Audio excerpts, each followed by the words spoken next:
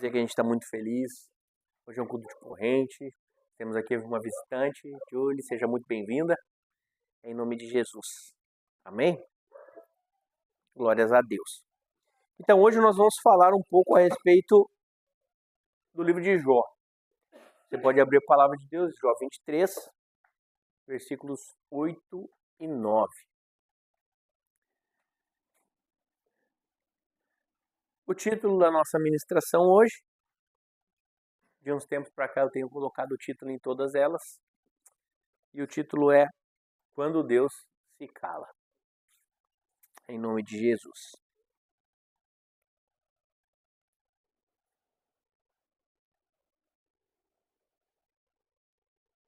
Amém? Glórias a Deus. Enquanto você termina de procurar aí, vamos falar um pouquinho acerca do tema, né? Existem alguns momentos da nossa história que parece que Deus não está nos ouvindo. Quantas vezes nós enfrentamos lutas, enfrentamos algumas dificuldades e nos pareceu estarmos sozinhos? Quantas vezes nós tivemos algumas adversidades, problemas familiares, doenças, problemas no nosso trabalho, na escola, e a gente buscando a Deus, orando, entregando nas mãos dele, e parece que ele não está me escutando. Quantas vezes nós já não falamos, Pai, aquela frase célebre que Jesus Cristo disse na cruz, Pai, por que me desamparaste? Quantas vezes não passou pelo nosso coração, será que Deus está me ouvindo? Por que Deus não está me ajudando? Por que é que o Senhor não está fazendo aquilo que eu tenho pedido para Ele? Por que as coisas estão tão difíceis? Será que Ele ainda me ama? Será que eu ainda mereço o amor dele? Sabe, queridos, que se essa for a pergunta que move os nossos corações, é a principal pergunta da noite. Será que nós merecemos o amor de Deus?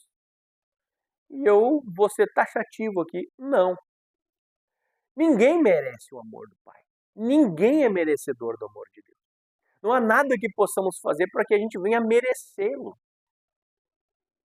Então, queridos, você pode ter a certeza de que não tem nada que você possa fazer para fazer com que ele te ame menos. Se você não consegue fazer ele te amar mais, você não consegue fazer ele te amar menos. O Senhor, ele ama a cada um de nós com um amor eterno, incondicional. Não é porque hoje eu pisei na bola que ele deixou de me amar, não é porque eu faço todas as coisas certas que ele me ama.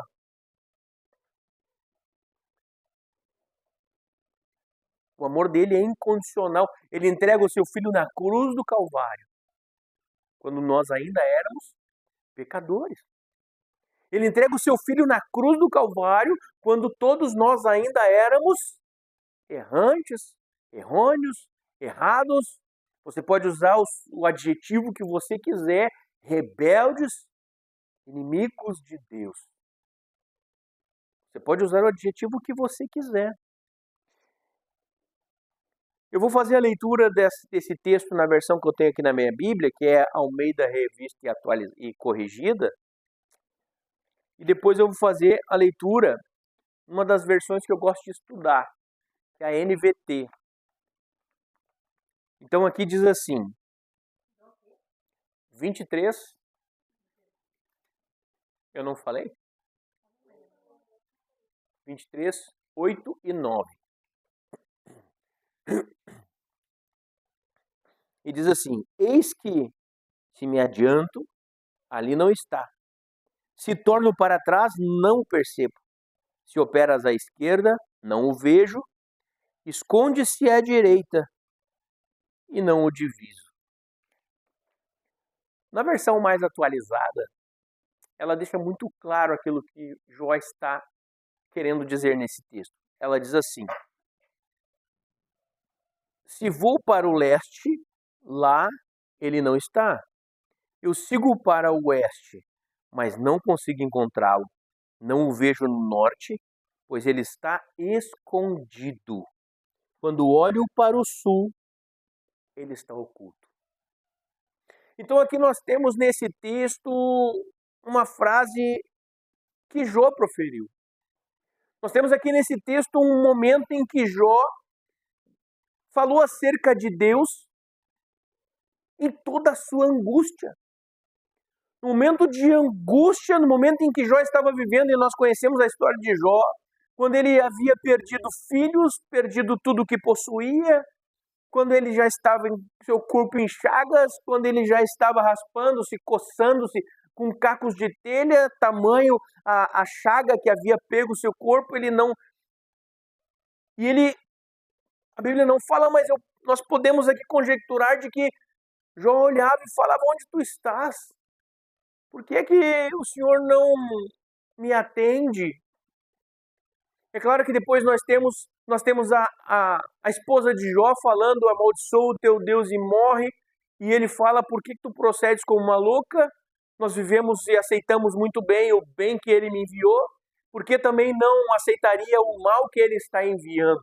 Então nós temos Jó ao mesmo tempo sofrendo e ao mesmo tempo nos deixando um ensinamento de que Jó não tinha nada errado na sua vida, queridos. Quais foram os erros de Jó? A Bíblia diz que ele sacrificava por seus filhos, ele buscava Deus.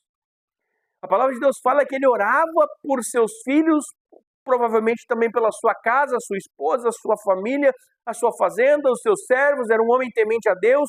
A Bíblia diz que ele desviava-se do mal. A Bíblia diz que ele era um homem bom. Qual o erro que ele cometeu até que tais coisas acontecessem com ele? Claro que existem N motivos, nós não vamos entrar aqui o motivo pelo qual essas coisas aconteceram com ele. Não é aquilo que Deus ministra no meu coração essa tarde para estar trazendo a vocês, mas o que nós vamos nos ater aqui é de um homem bom, íntegro, reto, que buscava Deus, que servia ao Senhor, que sacrificava ao Senhor. Sabe o que a palavra de Deus fala sobre nós hoje? Que nós temos que apresentar os nossos corpos como sacrifício vivo de louvor e adoração a Deus. Então, se trazer Jó para os nossos dias, uma pessoa que ora, que jejua, que busca a face de Deus, que lê a palavra, que sacrifica do seu tempo, talvez do seu conforto, para passar na presença de Deus. Jó nesses dias seria um homem assim, um homem dedicado ao Senhor. Mas algumas coisas lhe aconteceram e a palavra de Deus de capa a capa diz que podem nos acontecer coisas ruins. Podem nos acontecer coisas ruins. A Bíblia diz: lembra-te do teu Deus nos dias da tua mocidade. Para quê? Para resistir no dia mau. Porque o dia mau vem. E às vezes o dia mau não é um dia mau. É uma semana, é um mês, é um ano. Às vezes o dia mau são 5 anos, 7, 10 anos, que nós vamos enfrentar uma luta, uma dificuldade, talvez uma doença, talvez um problema no casamento, talvez um divórcio, talvez nós vamos estar enfrentando N situações que nós não planejamos, que nós não desejamos e não buscamos por isso, mas, enfim, coisas acontecem, embora nós tenhamos um Deus que guarda e cuida da nossa história, porém Jó também tinha um Deus que o amava. E se você ler o primeiro capítulo de Jó, você vê que Deus tanto o amava que ainda exaltava-se dele. Vê lá, de onde tu vem, o meu servo Jó? Então, Deus ainda orgulhava-se da vida de Jó, de como Jó era. Então, quando Jó profere tais palavras: eu te busco no leste, tu não está lá. No oeste tu não está. Sabe o que ele está falando? Eu te busco de todas as formas possíveis. Se alguém falar para mim que o Senhor está na igreja, eu vou te buscar na igreja. Se alguém falar para mim que o Senhor está no quarto, eu vou para o quarto te buscar. Eu oro, eu te busco, Senhor, na cozinha. Eu oro a Ti na sala. Eu oro no meu trabalho, enquanto eu estou no meu carro dirigindo. Eu oro no ônibus, Pai, com meu fonezinho de ouvido, ouvindo louvor. Eu te busco, busco, busco, mas Tu não me responde. Eu não consigo ouvir a tua voz, mas o Senhor não envia mais um profeta para falar comigo, o Senhor não fala comigo mais na tua palavra. O que está acontecendo? Não o vejo no norte, pois está escondido. E quando eu olho para o sul, ele está oculto. Sabe, queridos, que eu sei o que é não ter uma resposta de Deus. E todos vocês sabem, não é segredo para ninguém, que nós ficamos durante 5 anos orando por uma causa e nós não obtivemos resposta nenhuma de Deus. Nenhuma sequer. Nada. Nós falávamos acerca do nome da nossa igreja. 5 anos. Orando, perguntando, buscando na palavra, jejuando, pedindo para que o Senhor se manifestasse e silêncio absoluto e total da parte dele. Aí ele ainda fala depois, só para corrigir, né, para dar um sermão do passo que damos. Mas às vezes nós enfrentamos essas loucuras, dificuldades, porque para nós que estamos acostumados a falar com Deus, é muito natural sentir a sua presença.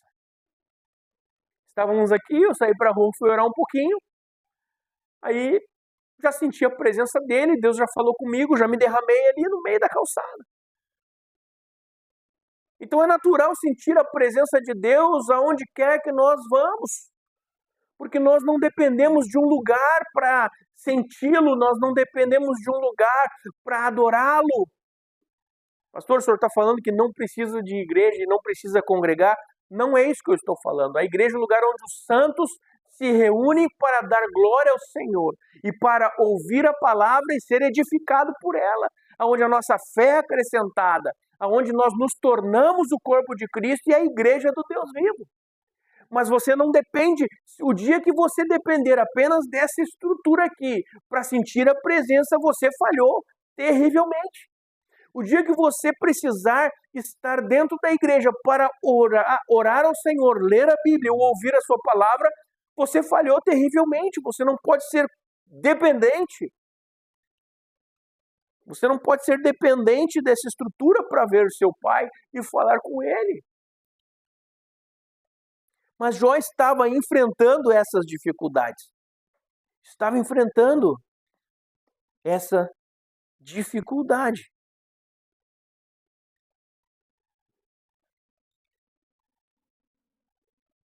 Sabe o que o livro de Isaías fala, queridos? O livro de Isaías 59, verso 1 e 2, se você não quiser, não precisa abrir, diz assim: o braço do Senhor não está fraco. Em algumas traduções diz não está encolhido, para não salvar, para não abençoar, para não tocar em você. Os seus ouvidos não estão surdos, em algumas traduções agravados, para não ouvir as vossas petições. Não estão. Ele continua lá. Ele continua podendo nos alcançar e ele continua nos escutando. Agora, por que ele não responde? Algumas vezes o Senhor deseja que nós venhamos a provar a nossa fé, não para Ele. Ele não precisa disso, Ele conhece todas as coisas. Ele conhece o seu coração. Ele sabe onde você... Antes mesmo de você falar, Ele já sabe as palavras que você falará. Ele não precisa disso. Mas sabe quem precisa disso? Você. Você precisa disso. Você precisa se provar. Você precisa ser provado para que você entenda e saiba até onde você pode chegar através da sua fé. Porque todas as vezes que a nossa fé é provada, nós crescemos um pouco mais. Todas as vezes que a nossa fé é provada, nós somos edificados.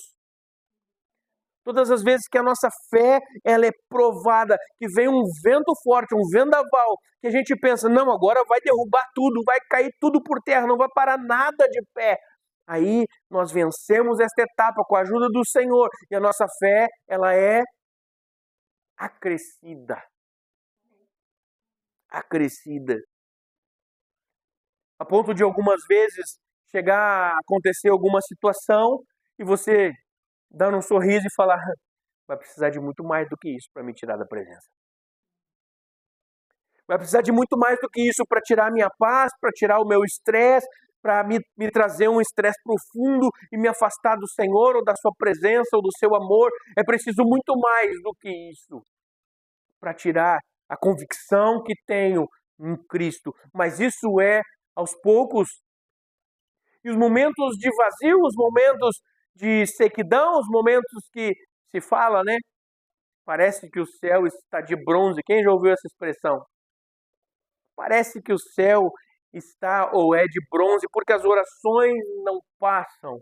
Eu não estou falando aqui de homens e mulheres que fazem coisas para que as orações não passem. Esse versículo que nós lemos de Isaías, versículo 1 fala aquilo que nós lemos, que as mãos do Senhor não estão encolhidas ou fracas, e os seus ouvidos não estão surdos ou agravados, para não nos ouvir ou não nos tocar, abençoar, curar, salvar. Mas o verso 2 fala: mas são as vossas iniquidades que fazem separação entre eu e vocês. Não estou falando desse tipo de pessoas que vivem na iniquidade e que não são ouvidas. Você sabe o que a palavra de Deus fala aos maridos? Vós, maridos, tratai com discernimento a vida comum do lar, para que as vossas orações não sejam impedidas. Não é sobre esse tipo de pessoa que nós estamos falando. Pessoas que estão fazendo algo para que as suas orações sejam ou estejam impedidas. Pessoas que estão vivendo para que isso aconteça.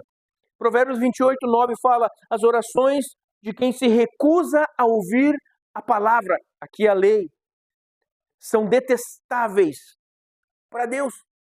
Imagine isso. Não é sobre as pessoas, sobre essas pessoas que nós estamos falando. Eu estou falando sobre nós que estamos aqui buscando ao Senhor, dedicando-nos ao Senhor. E às vezes não o ouvimos. E às vezes nós não sabemos nem o motivo pelo qual nós não o ouvimos. Jó não sabia o motivo pelo qual não escutava o Senhor, que o Senhor não o abençoava. Jó não sabia o motivo pelo qual ele estava enfrentando aquilo tudo, mas ele venceu. De que forma ele venceu?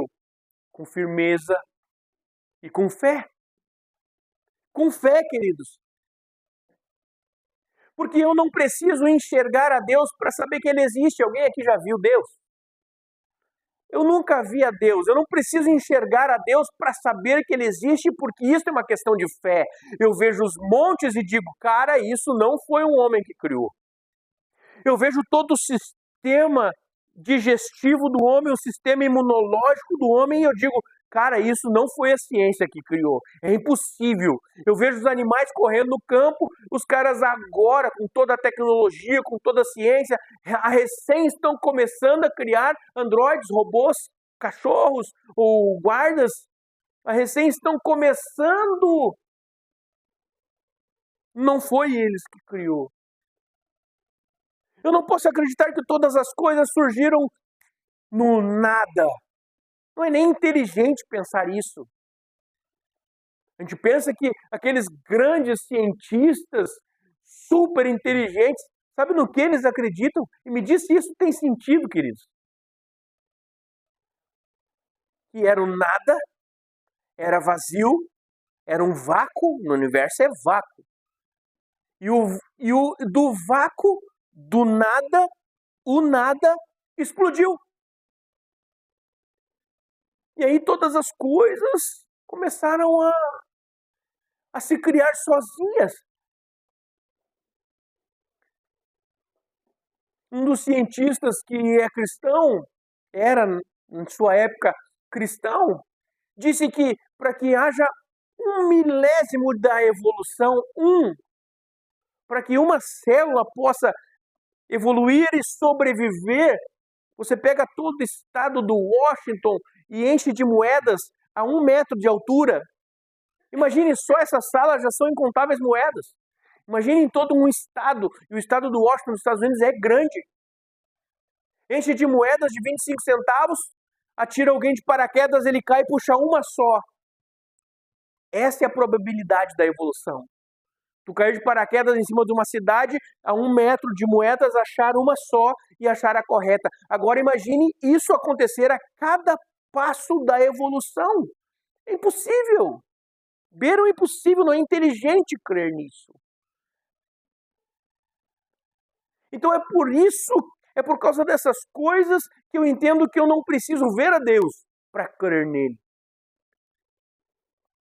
E nós começamos a dar um passo de fé e ter a nossa sorte mudada, e nós passamos a ouvi-lo novamente, quando mesmo sem ouvi-lo, mesmo sem entendê-lo, sem escutá-lo, sem vê-lo, sem ver, de certo, a situação melhorando na nossa volta, nós cremos que Ele está ali. Cremos que Ele está ali. Porque eu já enfrentei cultos em que eu entrei, fiz o meu culto, na situação que eu estou falando, era ainda um obreiro, entrei, assisti o culto, adorei a Deus, seco. Sem sentir nada da presença dele, ver todo mundo na minha volta se derramando, sentindo a presença, meu Deus, louvores maravilhosos, a pregação perfeita, o apelo, tudo ótimo e eu ali. Sem sentir nada. Sabe o que Deus estava falando comigo? Me aperfeiçoando.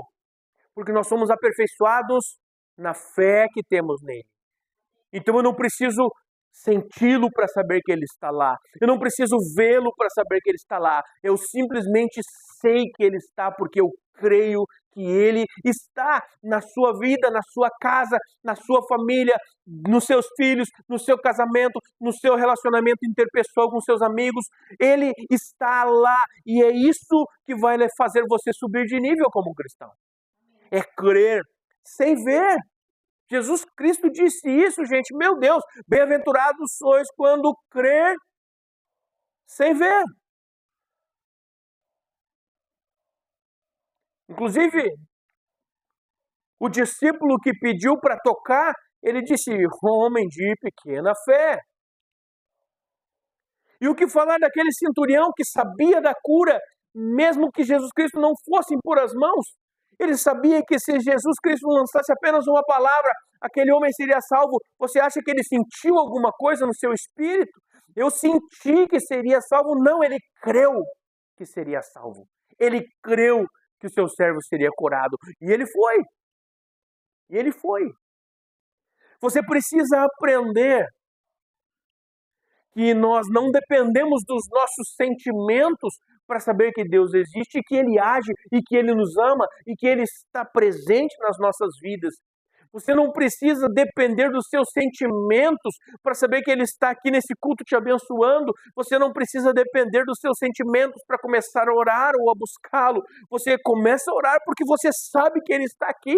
Você o busca porque você sabe que Ele está aqui e que Ele vai escutar a sua oração.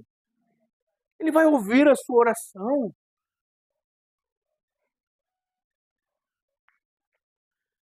Até mesmo quando oramos é redundante para Ele, porque Ele já sabe o que vamos dizer. Ele já sabe o que vamos dizer. Ele disse ainda, nem a palavra saiu da sua boca e eu já sei o que você vai falar. Ele escuta, Ele perscuta o nosso espírito. Perscuta as nossas necessidades. Às vezes nós chegamos em casa de um dia cansado, fadigado, aí nós nos deparamos com uma situação, um simples suspiro seu é capaz de demonstrar para o Senhor aquilo que você está sentindo e necessitando. Você não precisa fazer sequer uma expressão de dor para Ele saber que você está sofrendo. Você não precisa fazer uma expressão de coitado para que Ele saiba que você está se santificando. É por isso que Jesus Cristo fala na sua palavra, quando vocês forem jejuar, lavem o seu rosto, unjam-se com óleo. Ele não está dando uma receitinha de bolo. Você precisa ungir a sua cabeça com óleo antes de começar a jejuar. Se Deus falar isso para você, faça isso, não tem problema nenhum. Agora, isso não é uma regrinha. Não, eu não posso jejuar sem ungir minha cabeça, não. Porque o ungir a cabeça era, naquela época, por causa do perfume do óleo. Aí o que as pessoas faziam, o que os fariseus faziam, não os fariseus bons, né? mas os fariseus hipócritas, porque fariseu não era uma raça ruim de pessoas. Os fariseus eram uma seita judaica ao qual se empenhavam muito em buscar a Deus. Então existiam os fariseus bons, que buscavam a Deus, que agradavam ao Senhor. Mas Jesus, quando falava, ele falava, vós fariseus o quê? Hipócritas. Que no dia em que vocês estão jejuando, vocês não lavam os rostos, para que todo mundo veja que você está jejuando. Ai, não, eu estou me santificando, irmão. Não.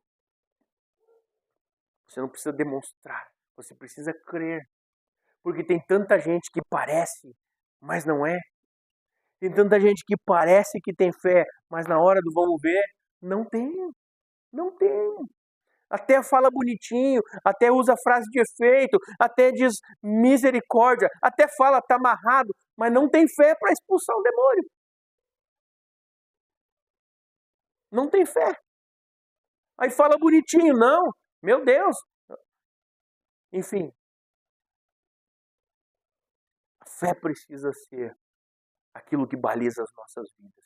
A fé, não os nossos sentimentos, não as nossas vontades, não aquilo que nós queremos ou desejamos, não talvez as nossas tristezas, não talvez as nossas amarguras, não talvez as nossas falhas. O que precisa balizar a nossa vida é a fé que nós temos em Cristo, porque quando nós colocarmos a nossa fé em Deus, a tristeza vai embora. Quando a fé estiver, sabe o que a palavra de Deus fala? Que o choro dura uma noite, mas a alegria, ela vem ao amanhecer. Por quê? Porque nós achamos que isso é bonitinho? Não, porque a palavra de Deus está falando, e se a palavra de Deus está falando, então ao amanhecer virá a alegria no meu coração. Porque a alegria no Senhor é a minha força. E é isso que nós temos que ter o entendimento, são nestas coisas. Porque Jó viveu tudo o que viveu, enfrentou tudo o que enfrentou. Ficou longos dias, sem ver, sem ouvir e sem sentir a Deus. Mas ainda assim, ele sabia que Deus estava lá. Ele cria que Deus estava lá. Então que sirva de exemplo para cada um de nós, em nome de Jesus. Vamos orar, se você pudesse colocar de pé.